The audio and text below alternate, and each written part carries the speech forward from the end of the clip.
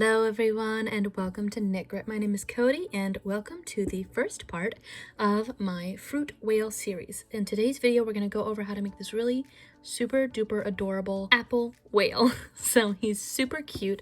I love how he turned out and I've been working on a bunch of fruit themed whales.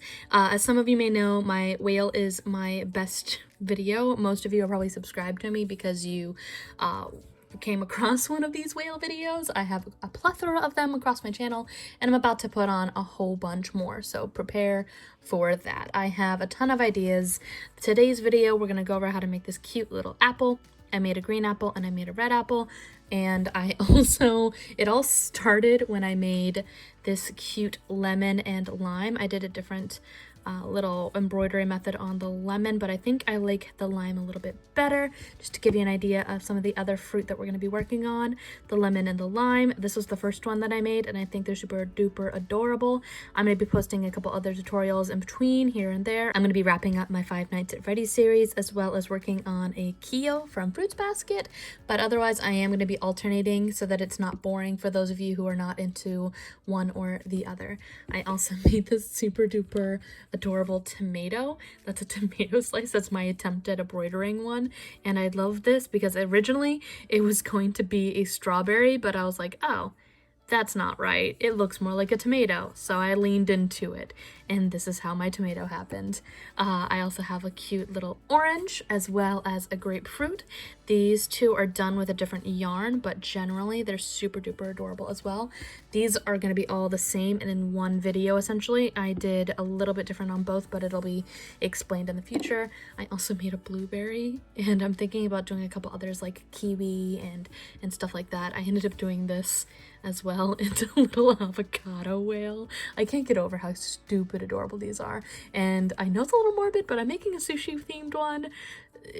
Go on my Discord if you want to see snapshots of that. I've been sharing all of these fruit whales on my Discord, putting pictures of it, putting it on my stories on Instagram. So if you're interested in seeing some sneak peeks and stuff that my lizard brain works on in the moment, you can go over there on Instagram or Discord. I can't focus on one thing at a time. I have at any point in time 12 different projects going, and I can't help myself. 12 is being nice. I'm probably doing a lot more than that. So let's just go ahead and get to it. I'm going to post a little pattern slideshow, and for the first week this PDF will be for free for my subscribers and to everybody that is pretty much in the know and sees it in the first week. So I always recommend subscribing if you want to see more patterns and get PDFs on Ravelry for free, because I do post them with that for the first week.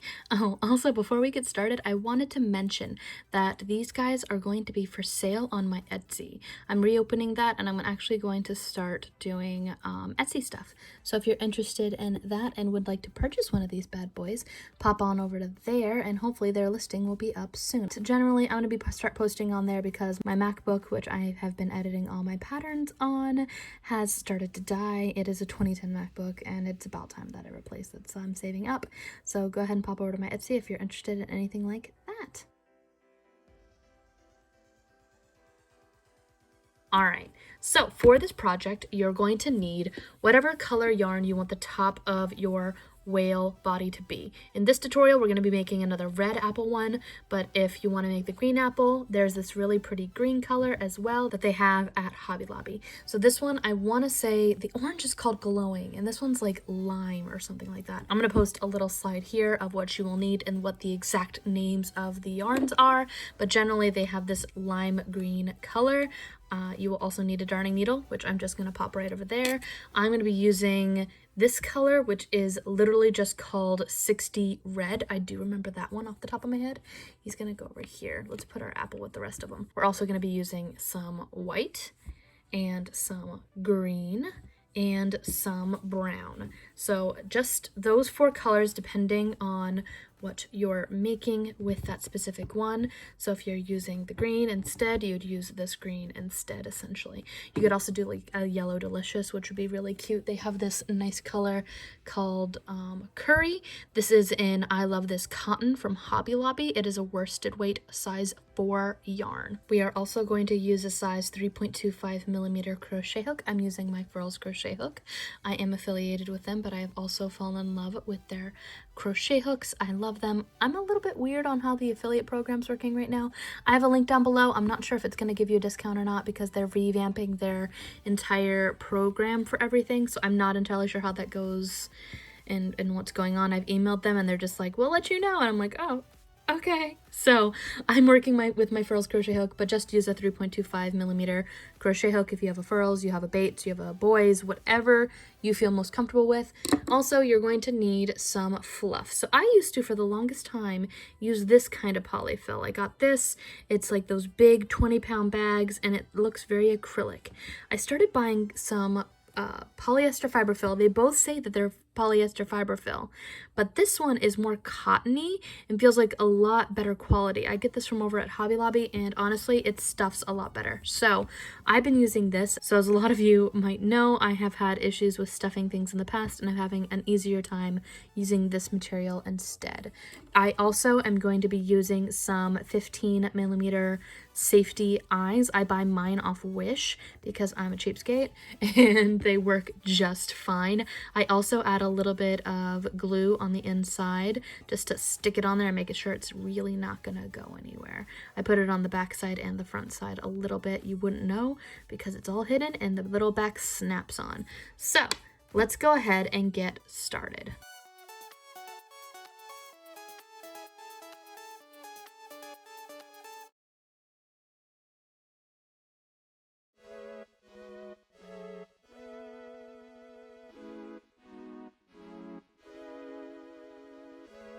So for this specific pattern, we already have a video on how to make the general body. This is not any different, so I don't find the point in re-explaining how to do the entire whale from top to bottom. What I am going to do though is describe what yarns I use, how to make the stem, the leaf, and how I embroider the inside right here. So here I have most of my whale done up to the point where I have 18 stitches on my work. I've added my fins just to add them on.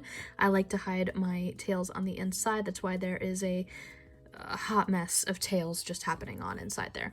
So what I like to do is I stop when I'm at 18, and this is when I add my top because I double knot it on top through there, and I'll explain what I mean in just a second. I'm going to pop up a pattern here of the whale as well as for the stem and the leaf, and I'm going to be posting those again as it comes to those parts of the pattern where I'm going to show you. I'm going to go step by step how to make the stem and step by step on how to make the leaf. Alright, so let's go ahead and get started on the little stem. This one is by far the easiest, and I just bounced my camera for good luck. Let's go ahead and grab onto our brown. I like to leave a nice long 6 to 8 inch long tail. We're going to create a slip knot like so, and we're going to create a foundational chain. And the way that we do that is we're just going to chain 6. That is our foundation. We're going to go 1. I'm going under versus over, but it's fine. Either one will work. If you go over like this or if you wrap the other way, I just like how this looks better when it comes to amigurumi. 1, 2, 3, 4, 5, and 6. So now that we have our foundational chain, what we're going to do is we're going to skip, and on our second chain from our hook, we're going to skip our first and go into the second chain. We're going to single crochet across the next 4 chains. We're going to try to go through the center and not split it. There we go. We're just going to, ooh, where did the green come from? Where did you come from? Okay, so we're just going to single crochet inside of that. We're just going to go 1, go into the next one, 2, third one, 3, 4th, and 4. So now we skipped 1 chain, we single crocheted 4, which means we have 1 left. So what I like to do here is we're going to just grab it, go like this, and slip stitch. Kind of tug on both our tails and make both my tails the same length. I have lost scissors. Well, usually I cut it, but I need to go find my scissors now. Be right back. Alright, so I make my tails the same length and I snip them real quick, pull that through, and go like that. We're going to take our darning needle, and this is the first one that we're going to attach. I like to grab either one. It doesn't super duper matter, but my big thing is that I like it to face the whale. the front of the face anyway. So I'm going to grab the one on the right, and we're going to grab our whale. He's not all done, but what we're going to do is I want it to, where do I want this to show up? It doesn't super duper matter, but I'm going to put it on this part. So I'm going to take it and put it through this part where the original magic ring was for my whale, and I'm going to put it right through the center. Try not to stick anything else with it. Ignore all the other tails that I've got going on. Just pull that through all the way. And so now we're going to take our other tail. We're going to do the same thing. You can always add a dot of glue on the inside or whatever, but because I went to the right of the magic ring, I'm going to go right down the center of the magic ring with my left side, just to make it nice and even, like that. So we're going to pull that through, let go, and now that's not stuck. And so what I like to do is I'm going to pull my little guy inside out just a little bit. It's okay. He's a little messed up right now.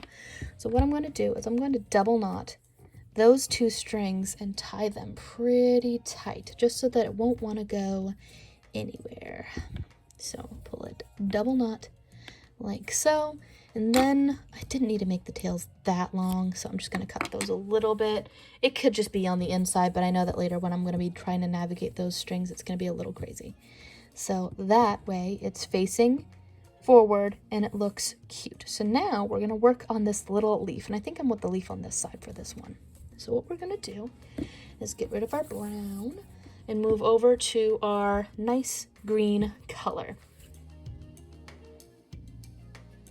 I'm going to plop that in there, and what we're going to do next is we're going to do the same thing. We're creating a foundational chain, and we're going to chain another 6. So make a nice slip knot, put that onto your crochet hook, and chain 6. Make them nice and loose so you can get back into them. I'm going to redo that one. So make it loosey-goosey. 1, 2, 3, 4, 5, and 6. We did 6 chains, 1, 2, 3, 4, 5, 6. And what we're going to do is, again, from this to the second chain from our hook, so we're skipping the first one right here, that 6th one. We're going to go into the 5th one, or the second chain from our hook. And what we're going to do is we're going to single crochet 1 for that one. That's fine. But essentially, throughout this side, we're going to work on both sides eventually.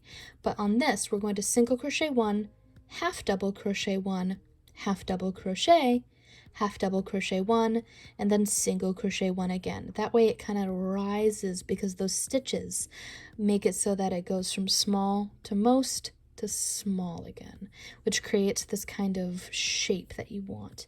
So to half double crochet, we're going to go into our 3rd stitch right there, and we're going to wrap, and then you've got 3 stitches, wrap and go through. Now we're going to do a half double crochet, which means we go through, wrap 3, go through 2, go through 2. We're then going to do another half double crochet, go into the second from last, half double crochet, and then go through both, and then we're going to then single crochet 1. Okay, so now that we've done that, we're going to turn our work. Now we have all of those stitches on the other side. So 1, 2, 3, 4, 5, and then technically that's like the top. So what I'm going to do here is I'm going to work a single crochet into the first stitch that's closest to my hook. I'm going to take my tail, I'm going to bring that to the front, and we're going to work that as if it is a piece of our stitch there.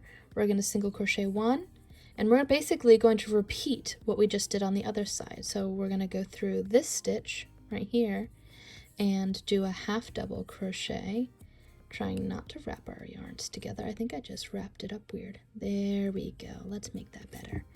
And go through all 3, go through the middle one as a double crochet. So 1, oh, grab the entire, so 1 and 2, there we go. Go through this one as a half double crochet, and then a single crochet.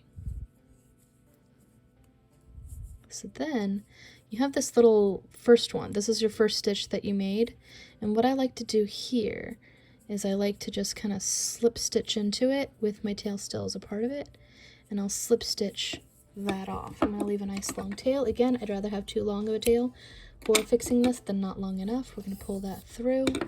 And for here, if I just pull on this tail, it'll warp this and make it shrink up, and I don't necessarily want that. So what I'm going to do is, before I double knot it onto my work there, I'm going to double knot it on its base here. That way, it's not as tempted to want to do things after I attach it. So I'm going to double knot it on its base here. That way, it's not as tempted to try to mess up later on. So it's super duper cute. We're going to also make sure that it's facing forward. So whatever your front is and what you like is what you want to have it facing towards. We're going to grab our right side. Granted, I think it doesn't really matter with this one as much. Not really. So we're going to grab him. And because this is the right side and I want it to be on the left side here, we're going to take it and stab it through the center of our magic ring from our whale. We're going to pop it on there. Go bloop. Take our other side, like so. Put it onto our darning needle. Find where we want it to be. So I try to go adjacent from it on the other side and go bloop. Just like that. So now we're going to do the same thing that we did with our stem. We're going to flip it inside out. Try not to get it intertangled with all the other 5 million tails that you've got actively going on, which if you're at this point you probably do. And we're going to again double knot, and I try not to go too crazy tight with my tails on the leaf because I don't want to mess up. So I just try to make it snug as a bug. And again, we're gonna kind of cut it a little bit shorter. You could just hide it on the inside and use it as additional stuffing, but that's pretty much it. So that is how you do the stem, and that is how you do the leaf. That is how they are attached. I think that's super duper cute. I'm going to go finish off and stuff the rest of my whale how I would usually do my whale. So those are just added on, and it's easier to add on your leaf and your stem during that point. But if you want to add it on after you've done a whale, that's fine. And then I'm going to show you how I embroider the little apple seeds on the bottom. Be right back. I think I overstuffed it, so she wound up a little bit taller than her brother, so it's fine. We're going to start with the embroidery of our little seed belly. I'm going to put him like that so you can have a reference point. And essentially, we're just going to make 2 lines on the belly. And what I'm going to do that is we're going to make a nice, decently long tail, again, to embroider. You can use embroidery floss, but I'm just going to use the brown that I used on the stem. I'm going to grab it with my darning needle, and I like to go in from away, so I'm going to put it in through the side here and try to line it through where I want it. So I'm going to want it roughly centered with there. I oftentimes have to do this a couple of times to get it to do what I want it to do. So I think I want the start to be there. It's not a perfect science. We're going to go through where we want it to line up right there.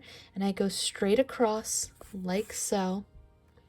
And then I go down adjacent to where it is. So that's going to be through the middle of a stitch. So actually I think I'm just going to try to go through right there. Right there sounds good. And now we're going to go through the other side like so, and that is way too long. There it is. Oops. Let's try that again. That looks way too long. So we're gonna try, let's try going through that stitch.